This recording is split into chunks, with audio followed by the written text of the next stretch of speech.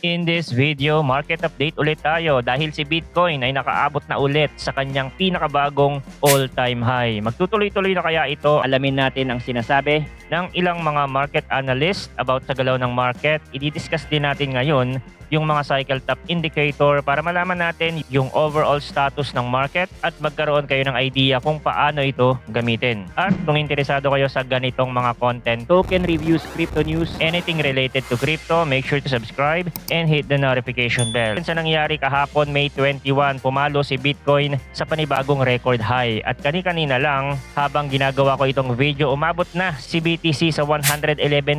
So it's another milestone. Ang mahalagang tanong, derivatives lang ba ang nagtutulak? Ayon sa datos, hindi. Oo, malaki pa rin ang open na position sa futures. Humigit kumulang $77 billion, pero ang annualized premium ng dalawang buwang contract ay 7% lang. Remember na tuwing sobrang bullish at maraming nag-50x leverage, kaya nitong pumalo sa lampas 30%. Ibig sabihin, ngayong rally, hindi ganun kalaki ang leverage. Mas umiikot sa spot buying mula sa malalaking wallet and most importantly, mula sa spot Bitcoin ETF. Bumalik tayo sa January 20 kung kailan unang naabot ni BTC ang 109,000 price level. Noon, nasa 15% ang futures premium at kitang-kita ang tinatawag na Coinbase premium. Mas mataas ang BTC USD price sa Coinbase kumpara sa ibang exchange. Ngayon, pantay-pantay ang order books. Walang iisang exchange na kumukuha ng buong bid pressure. It means mas mahirap manipulahin at mas sustainable ang galaw dahil kalat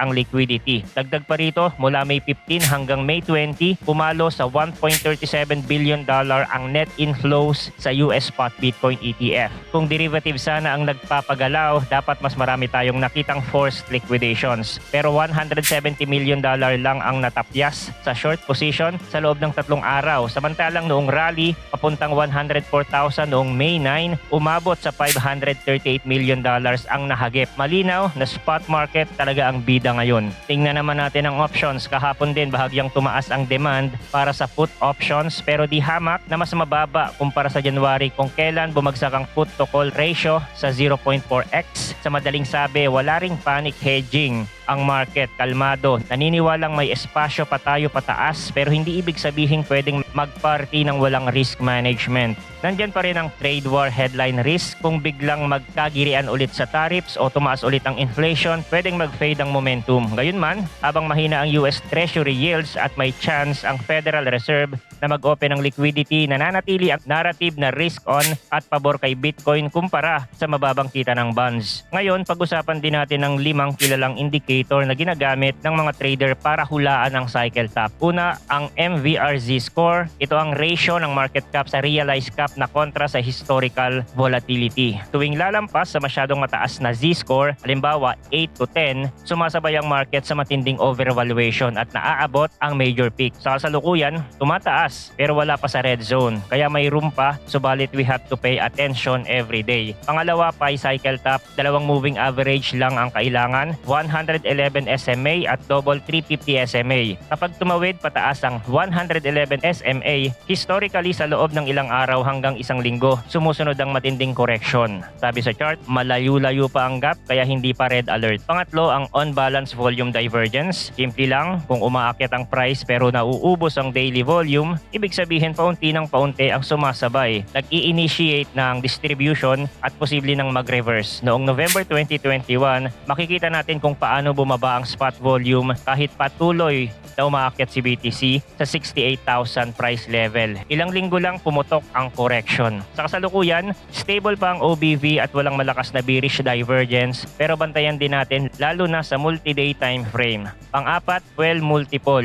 Tinitingnan ito kung magkano ang kinikita ng mga miners kumpara sa 365-day average. Pag sobrang taas, ibig sabihin time na para mag-cash out sila at ibenta sa open market. Sa ngayon, moderate pa pero pag sumipa pataas, senyales ng supply overhang. At pang-5, exchange inflows. Ito na siguro ang pinaka-prangka. Kung biglang tumaas ang daily net deposits papasok ng centralized exchange, malamang may gustong magbenta. Sa ngayon, wala pang ganong tsunami kaya pwede pang huminga ng maluwag. At syempre, kailangan din natin tutukan yan just in case. Isa pa, bonus piece mula kay Cole Garner ang 15% rule. Kapag nakita natin nagkaroon tayo ng sunod-sunod na 10,000 daily candle, euphoria, data tapos biglang mabasag ang parabolic trend line, whiplash, kailangan daw natin markahan ang 15% sa ilalim ng all-time high. Yan daw ang institutional exit wall. Kung ang all-time high ay sa 111,000, ang kailangan nating bantayan na price level ay around 95,000 or 94,000. Kapag binutas yan ng pababa ng may volume, baka tapos na ang party. Samantala, kahit mainit ang chart, may malungkot na balita sa security. Ayon sa filing sa Main Attorney General, ang Coinbase breach na nadiskubre lang nitong May 11 ay aktwal na nangyari pa noong December 26, 2024.